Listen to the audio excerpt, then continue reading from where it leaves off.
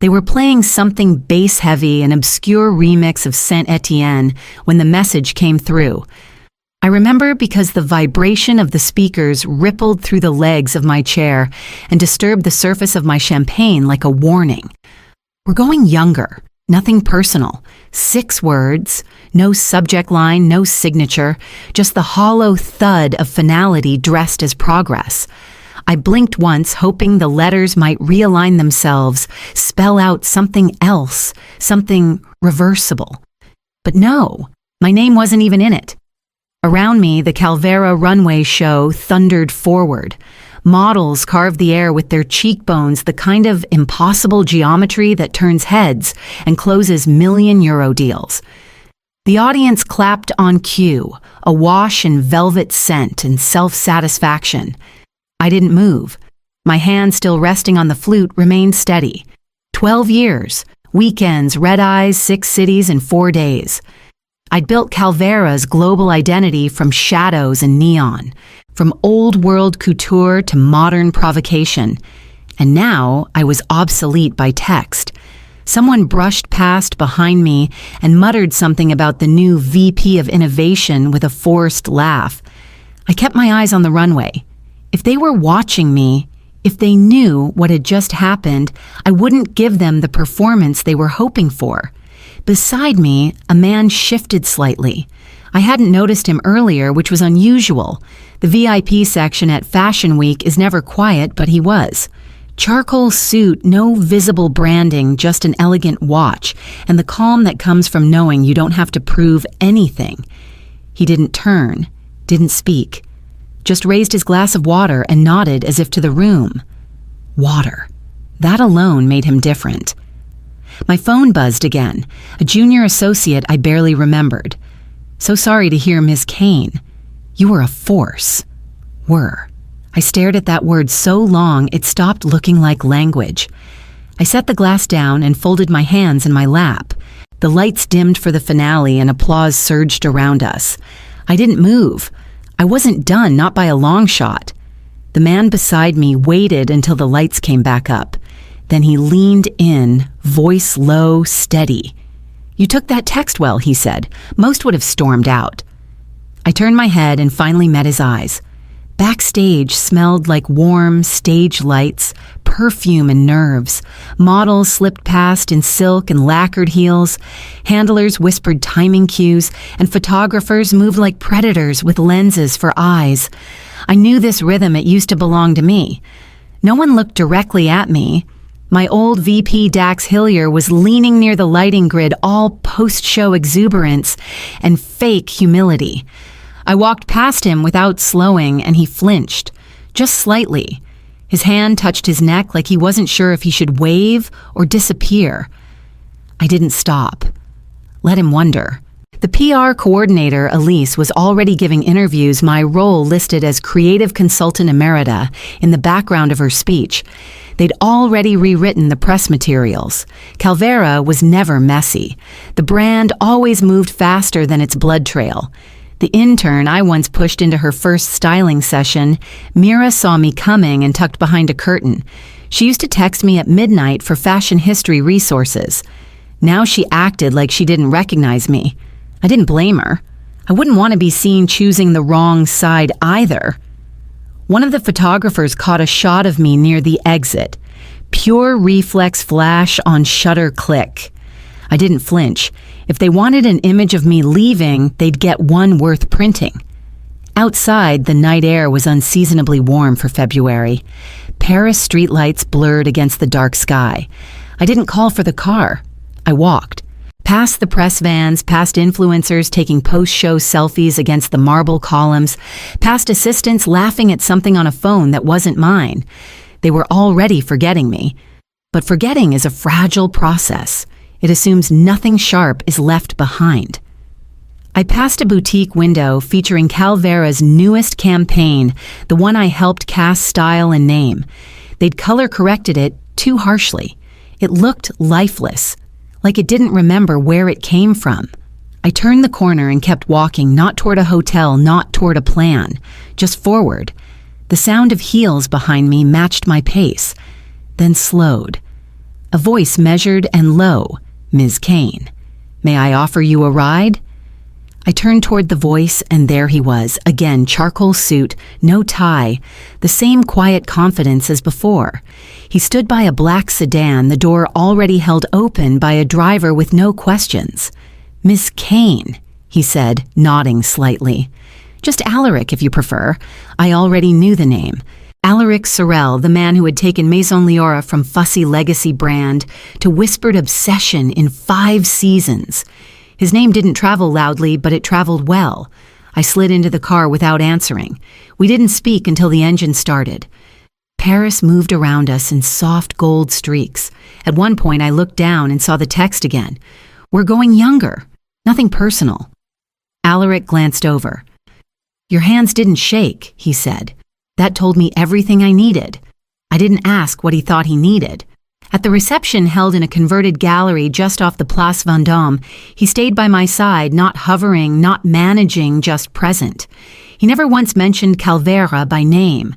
Instead, he said things like, what do you think of Leora's spring-cut lines? And there's a vacancy in our identity. I'm looking for someone who knows the difference between disruption and noise. I sipped from a glass of dry white and let the pause linger. Finally, he asked, if you're free next Saturday. I think we should talk. I met his gaze fully then. 11, I said. Your place or mine? He smiled, not wide, not for show, just the kind that meant the answer was already understood. We didn't exchange cards. We didn't need to. When I stepped back into the night, Paris felt different. The silence had weight again, but it wasn't the same silence as before. It was the kind that lives right before thunder.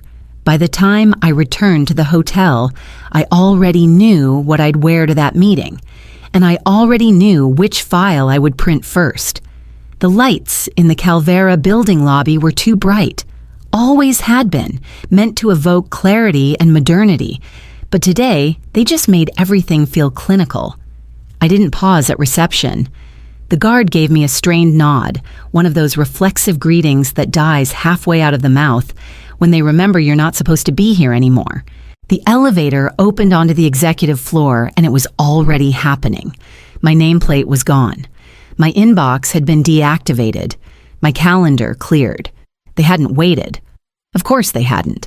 Inside my office, 3 boxes sat stacked on the low bench beneath the window, labeled in someone else's handwriting. 1 was taped. 2 were not. A note would have been too much to expect. The framed photos were gone, but the shadow of their presence still clung to the walls. I checked the drawers. Empty. Even the fabric swatches I'd tacked behind the door ripped down. It was clean. Purposefully so. HR arrived 7 minutes later. A woman I'd met only once before, all oversized glasses and crisis PR tone. She smiled too widely, like she'd practiced. We're framing this as a mutual departure, she said gently, like she was telling me the weather had changed. We're not, I replied. Well, that's how it's being positioned, that you've chosen to step away to pursue creative independence. I picked up one of the boxes. Tell Corin he could have tried a line that hadn't been used on 3 other women before me. She blinked. Excuse me, never mind. She asked me to sign a few final papers. I didn't read them. I'd had my lawyer do that already. I pushed the pen back across the desk and stood. Oh, and Ms. Kane, she added. We'd appreciate it if you didn't discuss internal decisions with the press just to ensure a smooth transition. I looked at her over the edge of the box. You're not that interesting. I didn't look back as I walked out. Not when the doors slid closed behind me. Not when the elevator hit the lobby floor. The only sound I noticed was the gentle shift of paper inside the top box, specifically the folder I'd slipped in just before I left Paris. The atelier was tucked behind an unmarked steel door in Tribeca. No signage, no receptionist. Just a silent hallway, and then warmth, soft wood walls, a single sculptural pendant light, and a long table set for 2. Alaric stood when I entered. No handshake, just a nod that said this wasn't a pitch. He poured coffee into delicate white cups instead of offering wine. I thought we'd skip the theater, he said. I sat across from him. No makeup, no press facade, just me and the folder I'd carried from Calvera. I set it down beside the cutlery and waited. I won't pretend this isn't strategic, he began. Your departure destabilizes them. That's useful to me. I nodded. Honesty suits you. But I want more than disruption, he continued. Maison Leora is expanding. North America digital campaigns a full realignment of brand architecture. I don't want borrowed identity. I want evolution. And you want me to lead it. He didn't smile. Just said, from the ground up. Total creative authority. Hiring messaging campaign design. 10% equity. A seat on the board. There was a silence between us, but it didn't last long. I opened the folder. Inside were the notes I'd kept from the Calvera European Partnership Project. I'd been cut from the one that had been pitched while I was in Berlin giving a keynote. You've already started, he said, glancing at the layouts. Of course you have. I closed the folder not to protect it, but to mark the end of something.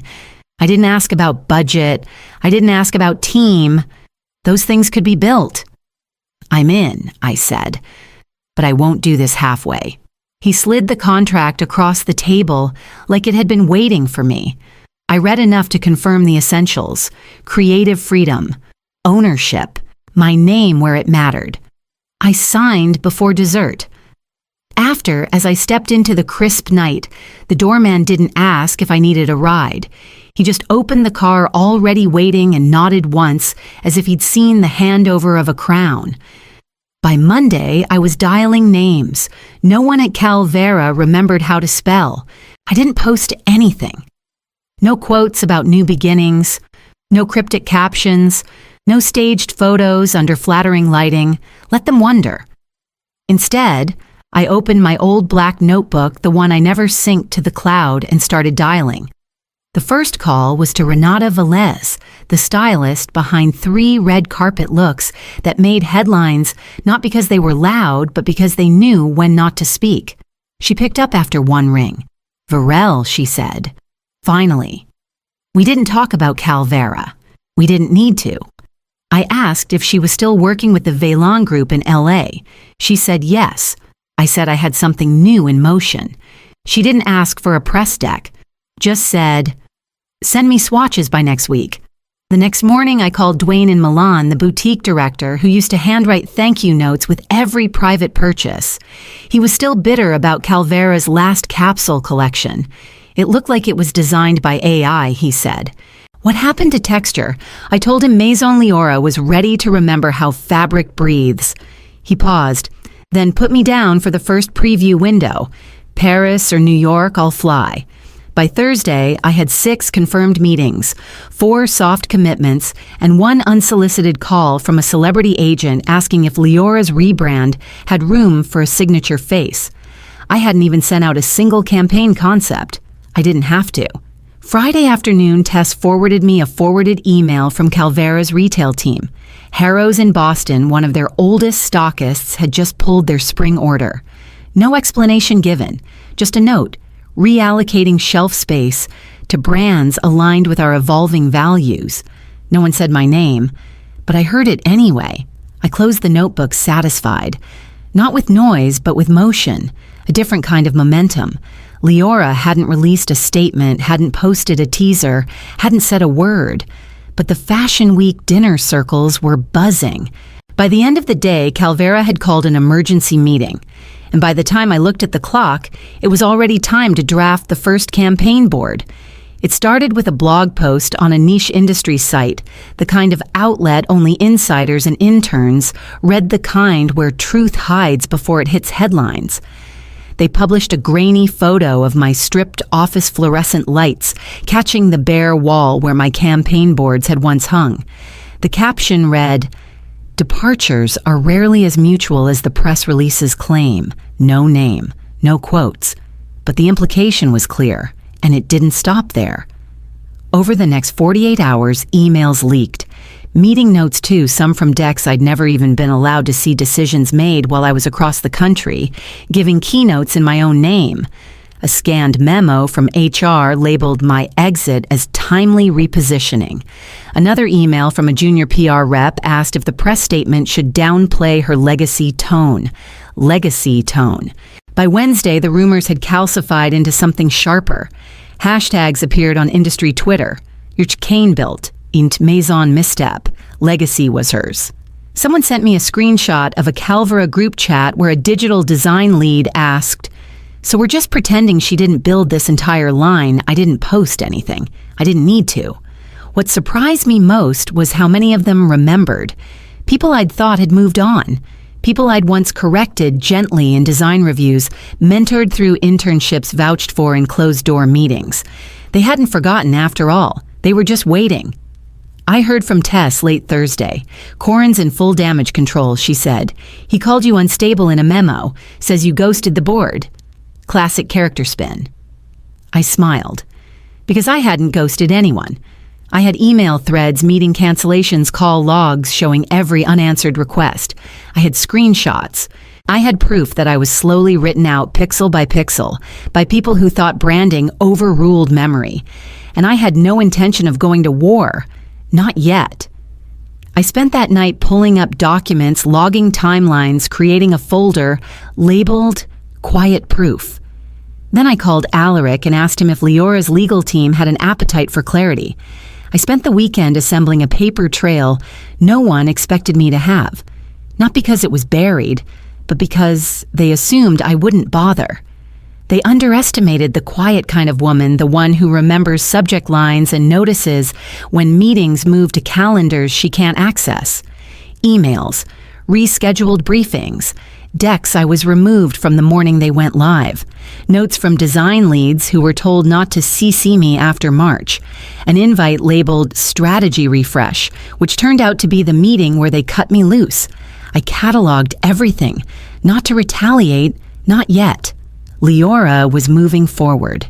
Alaric and I reviewed the campaign plan over espresso and calm, year-long rollout, new product language. U.S. expansion driven by designers too bold for the boardroom. The team was coming together, visionaries, outliers, veterans with too much instinct for trend-chasing brands. Clients were watching. A boutique chain asked about fall exclusivity. A veteran stylist sent over a list of clients who missed detail. My inbox filled without fanfare. Then the cease and desist arrived. Calvera's letter accused me of IP interference, brand confusion, reputational sabotage, vague timelines, anonymous tips, legal theater. I read it twice, not out of worry, but to confirm how weak it really was. Then I forwarded it to Leora's legal counsel with 3 words. They blinked first. An hour later, Alaric called. "They're hoping we fold." "We won't," I said, "and we don't respond." He paused. "What do you want, readiness?" I said, "for when they overstep again." Because they would. Corin Maddox didn't understand silence as strength. He only heard noise and mistook its absence for surrender. I wasn't going to explain myself, not in interviews, not yet. But I printed the documents and slipped them into a leather portfolio, just in case the truth needed a microphone. The Met cloisters glowed under soft candlelight, the arches casting long shadows across tapestries, older than any of us. Alaric didn't believe in fanfare, but he believed in symbolism, and this place, ancient, quiet, impossible to ignore, was perfect. I wore slate silk custom cut by a 27-year-old designer from Detroit who'd never been to Paris but knew how power should move. No embroidery, no logo, just shape, color, and intent. People watched me differently now, not as an accessory to a man's empire, not as a ghost of a brand that had outgrown its roots. Tonight, I wasn't the woman behind the curtain. I was the curtain, the frame, the structure they'd mistaken for decor. Alaric spoke from a modest platform. "I don't believe in long speeches," he said, voice steady, "but I believe in vision. And tonight I have the honor of introducing Maison Leora's new global creative lead, Virel Kane." The applause didn't burst. It swelled like recognition, taking its time, stretching into a wave that couldn't be ignored. By the end of it, I wasn't smiling for their benefit. I smiled because I meant it. I made my rounds past editors who once passed over my name boutique owners who had just missed my emails, former collaborators who now leaned in with reverence. They didn't apologize. They pivoted. I let them. Halfway through the night, my phone buzzed in my clutch. A name I hadn't seen in weeks. Corin Maddox. Text only. Can we talk, just the two of us? No lawyers, no damage control. Just him finally afraid of silence. I didn't respond. Instead, I waited until the string quartet paused between sets, stepped out onto the terrace, and opened my phone. I uploaded a photo someone had just taken me standing between two Leora designers, their arms linked with mine, all three of us mid-laugh. The caption was simple. We're just getting started. By the next morning, 3 legacy clients had reached out to Leora for meetings, and one Italian label quietly postponed its Calvera partnership. Momentum didn't need noise, it needed proof, and I was done proving anything to anyone but myself. The studio buzzed with the kind of energy you don't fake fabric scraps underfoot, espresso cups balanced on cutting tables, laughter mixed with arguments over thread weight. We'd converted an old steel warehouse in Brooklyn into something that breathed floor-to-ceiling light, raw beam space for invention. Today was our first full concept shoot for the U.S. campaign. The theme board taped to the wall read, "Inheritance Rewritten." I moved slowly between workstations, not to monitor, but to witness. A young designer was pinning pleats on a sample jacket made from repurposed silk curtains. Another was reviewing light tests with a photographer too young to know what a flashbulb used to sound like. One of our interns, Amira, 22, sharp as glass, stood in the corner with a sketch pad and a nervous question on her face. She stepped closer as I adjusted the collar on a model's look. "What's the hardest lesson you've learned?" she asked. I didn't answer right away. I tightened a stitch with my fingertips, smoothing the shoulder line, then looked her in the eye. "They'll take everything you give," I said. "Your weekends, your ideas, your calm. And when it suits them, they'll still call you replaceable." Her brow furrowed, lips slightly parted. "That's how you know," I continued. "It was yours all along." She nodded slowly and jotted something in the corner of her sketchbook. I could tell it wasn't just a note, it was the kind of sentence that stays with a person, the kind that becomes armor. Behind the camera, the set was ready. The photographer gave me a thumbs up, the lights began to warm, and the model stepped into the frame, draped in hand-stitched slate gray. No noise, just form, just intention. I stepped out of the shot line, not because I was retreating, but because I'd already shaped what needed to be seen. The shutter clicked. The monitor lit up with the first frame, and I saw it. Not a comeback, not a revenge arc, just something entirely mine. As the team gathered around the screen, I watched their faces more than the image, because legacy doesn't arrive with applause. It starts when they stop asking who gave you permission.